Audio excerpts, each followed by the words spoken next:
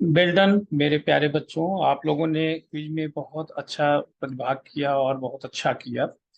और हम लोग आज उस पे पर चर्चा करते हैं जो जिन प्रश्नों पे आप लोगों का डाउट है। तो आइए हम लोग क्विज पर बात करते हुए उन डाउट को क्लियर करते हैं जो है। तो सीधे हम लोग अपने प्रश्नों पे आते हैं। देखिए, इसमें पहला प्रश्न आप लोगों के सामने था, क्वाइशोर को रोग किसकी कमी के कारण होता है। तो देखिए, बहुत सारे लोगों ने जवाब अच्छा दिया है, बट कई लोगों ने इसका जवाब नहीं दे पाए हैं। मैं आपको बताना चाहूंगा ये रोग जब पहले तो इसके लक्षण जान लें। इसका लक्षण है जब शरीर में सूजन आ जाए, हाथ पैर दुर्बल और बाल भूरे होने लगे। तो आप समझ लीजिए कि क्वाइसरकोर बीमारी से ग्रसित हो रहे हैं आप। तो निश्चित रूप से आप कमी कहाँ कर रहे हैं, तो आप खाने में प्रोटीन की कमी कर रहे हैं, जिसके कारण जो है आपको ये प्रॉब्लम क्रिएट हो रही है जो है। तो निश्चित रूप से हम कह सकते हैं कि क्वाइसरकोर प्रोटीन की कमी के कारण होता है जो है। आगे हम लोग बात करते हैं जो है, दूसरे प्रश्न पे आते हैं। डिसलेक्सिया कोई मानसिक बीमारी, मानसिक रोग नहीं है। और दूसरा कथन है यह पढ़ने से संबंधित विकार है। आपको बताना चाहेंगे ये डिस्लेक्सिया वाकई ये बच्चों में पाई जाने वाला एक रोग है। यानी ये कह सकते हैं कि 3 से 15 साल तक, आमतौर पर जो है 3 से 15 साल तक के बच्चों में ये देखने को रोग मिलता है जो है। और इसमें समस्या क्या होती है, बच्चों को शब्द पहचानने, पढ़ने, याद करने में, बोलने में परेशानी होती है, यानी उच्चारण संबंधित दोष होता है। जो सामान्य बच्चे होते हैं उनसे इनका उच्चारण रेट क्या होता है, कम होता है। ये सामान्यतः 3 से 15 वर्ष तक के बच्चे में होता है। तो यानी या पढ़ने से संबंधित विकार है, तो इस हिसाब से आप कह सकते हैं कि इसके दोनों कथन क्या है जो है, सत्य है। यानी पहला कथन और दूसरा कथन दोनों क्या है, सत्य है। आगे हम बात करते हैं अगले प्रश्न पर। अगला प्रश्न अब आपके सामने है, इनीमिया रोग किसके कमी के कारण होता है। इनीमिया रोग आप समझ सकते हैं, इसको रक्त अल्पता भी कहते हैं। और रक्त अल्पता, और इसमें आयरन की कमी जिसको हम लोग लोहा बोलते हैं।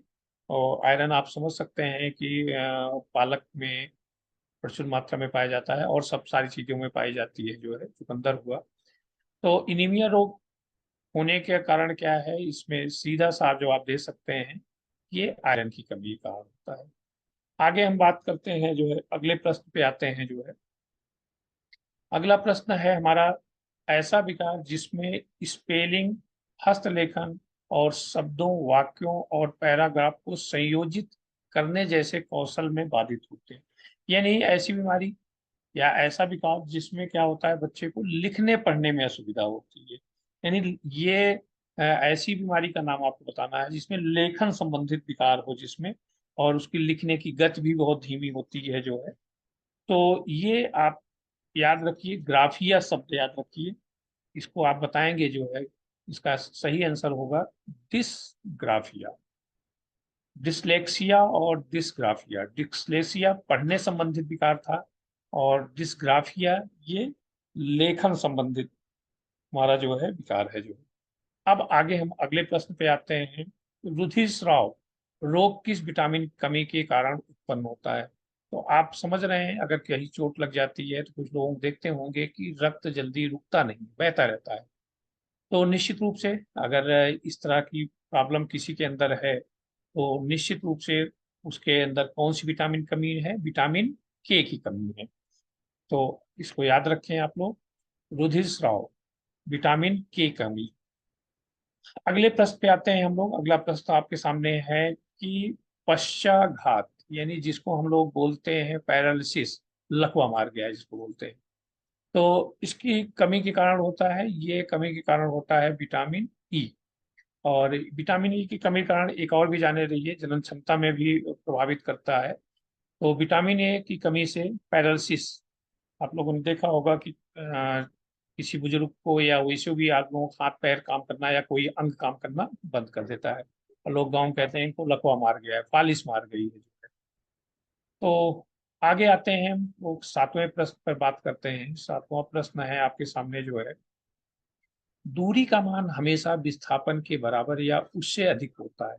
यहाँ हम लोग इसको समझ लें, दूरी दूरी क्या होती है कि किसी गतिशील वस्तु द्वारा चले गए रास्ते को दूरी कहते हैं। हम लोग टेढ़ा मेढ़ा जितना भी रास्ता तय कर लें और उसको हम माप लें, वो क्या हो जाती है, दूरी होती है। बट विस्थापन क्या होता है, एक निश्चित दिशा में चली गई दूरी को विस्थापन कहते हैं। तो इस हिसाब से देखा जाए तो दूरी का मान हमेशा क्या होगा, विस्थापन की या तो बराबर होगा या उससे अधिक होगा, कम तो हो ही नहीं सकता है। आप लोगों ने समकोण त्रिभुज पढ़ा होगा जो है, समकोण त्रिभुज में आप लोग देखते होंगे कि लंब होता है, आधार होता है और कर्ण होता है।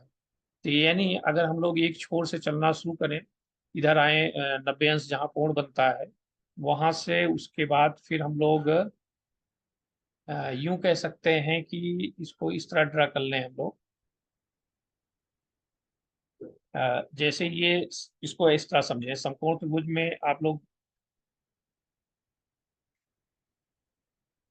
ये इस तरह, कोई बात नहीं, आप समकोण त्रिभुज को आप अपने दिमाग पे रखें, एक तरफ से आप चलना शुरू करें, आधार को चलें, फिर लंब को जाएं, लंब से आधार का जो कर्ण बनता है, कर्ण क्या हो जाएगा, ये विस्थापन हो गया, और आधार लंब क्या हो जाएगी, इसकी दूरी हो जाएगी। तो यानी आप कह सकते हैं कि हमेशा दूरी क्या होगी जो है, विस्थापन से अधिक होगी जो है। और इसमें दूसरी परिभाषा जो कथन लिखा गया है, किसी गतिशील वस्तु द्वारा चले गए रास्ते को विस्थापन कहते हैं, तो ये तो सीधा सीधा गलत है। किसी वस्तु, गतिशील वस्तु द्वारा चले गए रास्ते को क्या कहते हैं, दूरी कहते हैं। यानी हम कह सकते हैं कि हमारा पहला कथन सत्य है और दूसरा कथन क्या है, असत्य है। तो इसका ऑप्शन डी सही होगा, तीसरा ऑप्शन। आगे बात करते हैं हम लोग बल की परिभाषा के बारे में। देखिए, बल का दिया गया है, मात्रक पूछा है। अमूमन ये इसका मात्रक आप लोगों से पूछ लिया जाता है, बल का एसआई मात्रक या एमकेएस पद्धत मात्रक या सीजीएस। तो एमकेएस मीटर किलोग्राम सेकंड आप कह सकते हैं जो है। तो इसके लिए हम एक आपको दिखा रहे हैं, बल के बारे में थोड़ा सा जानें। बल किसे कहते हैं? बल देखिए वह कारक है जो वस्तु की स्थिति को बदल देता है या बदलने का प्रयास करता है। यानी बल बराबर क्या होता है, द्रव्यमान गुणे त्वरण होता है। और हम जानते हैं द्रव्यमान का मात्रक क्या होता है, किलोग्राम, और त्वरण का मात्रक क्या होता है, मीटर प्रति सेकंड स्क्वायर। यानी त्वरण किसे कहते हैं, वेग परिवर्तन की दर को त्वरण कहते हैं। तो इस हिसाब से अगर बल का यमकेएस पद्धत में मात्रक पूछा जाए, यानी मीटर, किलोग्राम और सेकंड में, तो बल का मात्रक हो जाएगा किलोग्राम गुणे मीटर प्रति सेकंड स्क्वायर। और इसका एसआई मात्रक पूछा जाए अंतरराष्ट्रीय पद्धति में, तो इसका मान क्या हो जाएगा, न्यूटन। और सीजीएस पद्धति में इसका मान क्या हो जाएगा जो है, डाइन। डाइन याद रखिएगा, बल का सीजीएस मात्रक यानी सेंटीमीटर, सेंटीमीटर ग्राम और सेकंड में इसका मात्रक क्या हो जाएगा, डाइन। आगे हम लोग बात करते हैं, अगले टॉपिक पे आते हैं जो है, 4 अंश सेंटीग्रेड ताप पर, 4 अंश सेंटीग्रेड ताप पर जल का घनत्व तो अधिक होता है। पहली चीज तो आप घनत्व को समझ लें। घनत्व से सीधा सीधा इसको हम कह सकते हैं सघनता से, आप याद रखिए। यानी घनत्व बराबर क्या होता है, द्रव्यमान बटा आयतन। यानी आयतन नीचे होता है, आयतन से भाग देते हैं, द्रव्यमान मतलब वस्तु की मात्रा। तो अगर उसमें हम लोग भाग देते हैं जो है, सॉरी थोड़ा सा बढ़ गया है आगे, हाँ, तो उसमें अगर हम भाग देते हैं तो उसी से घनत्व का मान निकलता है। तो इसको आप यूं कह सकते हैं, आपके सामने एक घनत्व की कुछ परिभाषा आपको दिख रही है। घनत्व किसी पदार्थ की इकाई आयतन में निहित द्रव्यमान को उस पदार्थ का घनत्व कहते हैं। अर्थात इकाई आयतन में वस्तु की मात्रा को क्या कहते हैं, घनत्व कहते हैं। तो अब आप, अभी अभी हमने बात किया घनत्व बराबर द्रव्यमान बटा आयतन। यानी आयतन बढ़ेगा तो निश्चित रूप से क्या होगा, घनत्व कम होगा।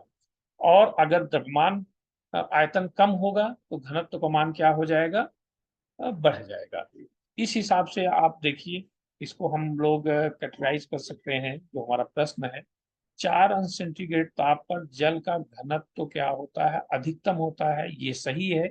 और 4 अंश सेंटीग्रेड से ऊपर को ताप को बढ़ाएंगे। तो जाहिर बात है, अगर 4 अंश सेंटीग्रेड पे जल क्या होता है, बर्फ में रूप में बना रहता है, और ऊपर ताप जाएगा तो निश्चित रूप से उसका क्या होगा, आयतन बढ़ेगा, फैलाव होगा उसमें। आयतन जब बढ़ेगा तो निश्चित रूप से क्या हो जाएगा, घनत्व तो कम हो जाएगा।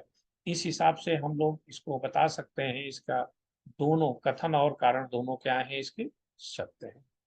आगे आते हैं हम लोग अगले प्रश्न पर। अगले अगले प्रश्न पर हम लोग बात करते हैं। अगला प्रश्न आप लोगों के सामने है, जैव या बायोगैस या गोबर गैस। आप लोगों ने अगर प्लांट गांव में देखा होगा, पहले गोबर गैस से खाना बनता था जो है।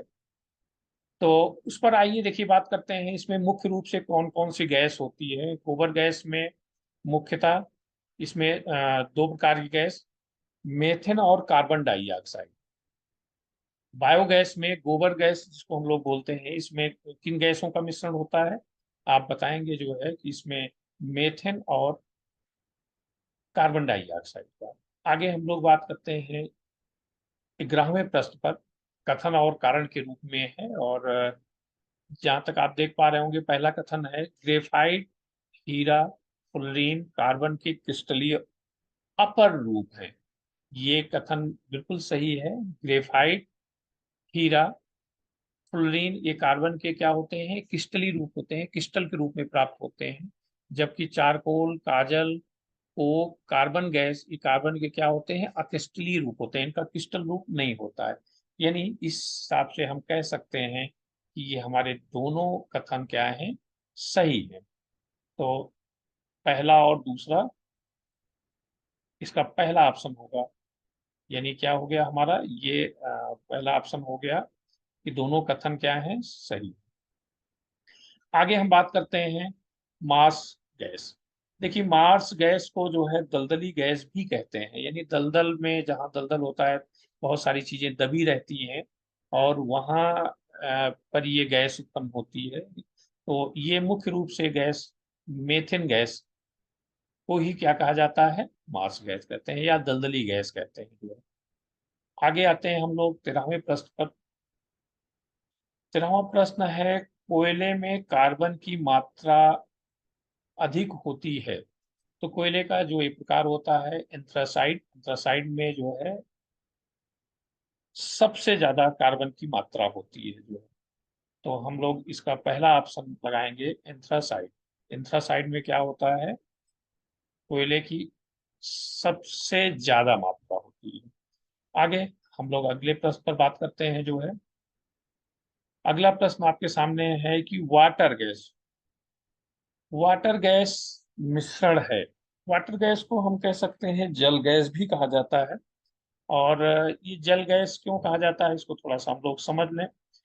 इसमें होता क्या है कि कोयले को जब हम लोग गर्म करते हैं, जलाते हैं, और जब ये तप्त हो जाता है, खूब एकदम लाल हो जाता है जलकर, तो उसमें क्या होता है, हवा हवा को हम लोग पहले क्या करते हैं, हवा को प्रवेश कराते हैं, और हवा के कारण क्या होता है, एकदम से वो तप्त हो जाता है, यानी खूब गर्म हो जाता है, एकदम लाल जिसे कहते हैं ना, एकदम काफी तेज उसमें से आग निकलना शुरू हो जाती है। तो उसी समय हम लोग क्या करते हैं, जल वाष्प को उसमें प्रवाहित कर देते हैं।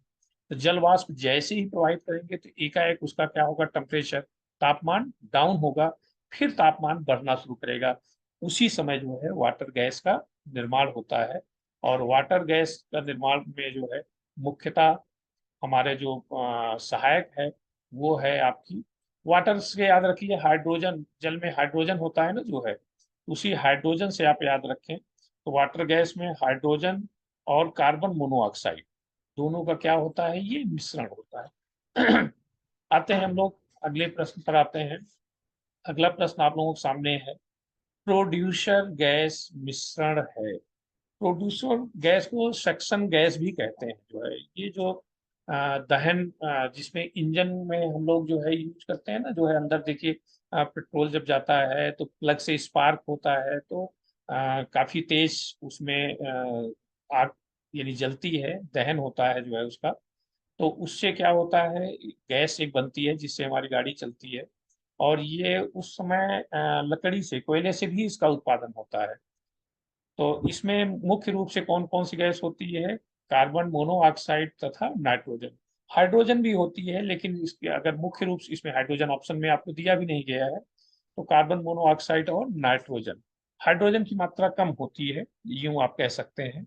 तो प्रोड्यूसर गैस मिश्रण है कार्बन मोनोऑक्साइड और नाइट्रोजन का। अब बात आती है हाइड्रोकार्बन किन तत्वों को के संयोग से बनते हैं। देखिए, इसके नाम से ही समझ में आता है हाइड्रो और कार्बन। तो आप इसका आंसर सीधा सीधा इसके नाम से आप बता सकते हैं। इसका आंसर होगा कार्बन और हाइड्रोजन। यानी हाइड्रोकार्बन किससे मिलकर, किन तत्वों से मिल बना है? कार्बन और हाइड्रोजन। आगे आते हैं, हम लोग बात करते हैं अगले प्रश्न पर। अगला प्रश्न है, संतृप्त हाइड्रोकार्बन में कार्बन कार्बन के बंध होते हैं।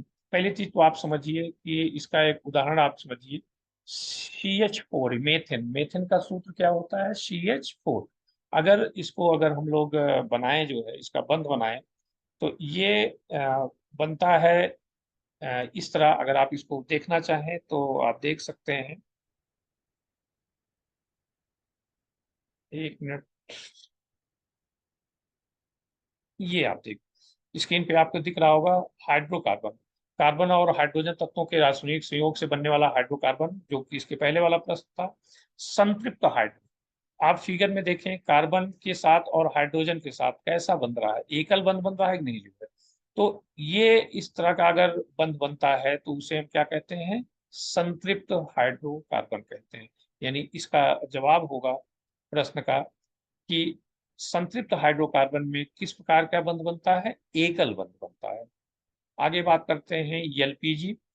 एलपीजी लिक्विड पेट्रोलियम गैस, और ये ये मुख्य रूप से आइसोब्यूटेन और प्रोपेन, ये इसका मिश्रण होता है। यानी हम कह सकते हैं कि आइसोब्यूटेन और प्रोपेन गैस मिलाकर जो है, जो हम लोग घरों में यूज करते हैं एलपीजी, उसमें प्रयोग किया जाता है। अब लेकिन इसमें पूछा जाए कि अधिक मात्रा किसकी होती है, तो जाहिर बात है, इस अधिक मात्रा किसकी होती है? इसमें ब्यूटेन की होती है।